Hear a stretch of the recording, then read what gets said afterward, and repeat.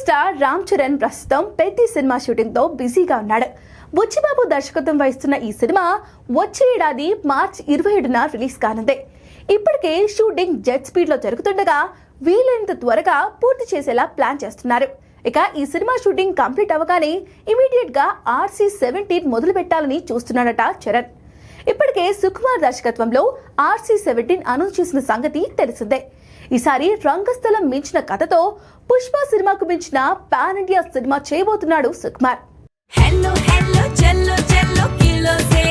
South India shopping mall లో block buster ఆషాఢం #1 kilo sale. కంచిపట్టు చీరలపై KG కొనండి, KG ఉచితంగా పొందండి. అన్ని రకాల వస్త్రాలపై సరికొత్త స్టాక్ తో up to 66% of. South India shopping mall, Telangana, Andhra Pradesh.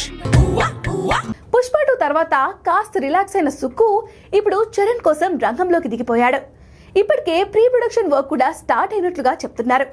పెద్ద షూటింగ్ అయిపోగానే డిసెంబర్ లో ఈ సినిమా పట్టాలెక్కించాలని ప్లాన్ చేస్తున్నాడట రామ్ చరణ్. అంతేకాదు సుకుమార్ అనంతరం సినిమాలకు సంబంధించిన చర్చలు కూడా చేస్తున్నాడట.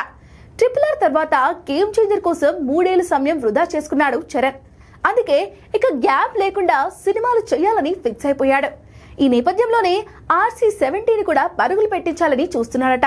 2026లో సుకుమార్ సినిమా ఫినిష్ చేసి RC-18 మొదలు పెట్టడానికి రెడీ అవుతున్నాడట. అయితే సుకుమార్ తర్వాత చరణ్ లైనప్ లో ఉన్న దర్శకులెవరు అనే విషయంలో క్లారిటీ లేదు. కానీ ప్రశాంత్ నీల్, సందీప్ రెడ్డి వంగ, లోకేష్ కనకరాజ్ తో పాటు బాలీవుడ్ దర్శకులు చరణ్ తో టచ్ లో ఉన్నట్లుగా టాక్ ఉంది.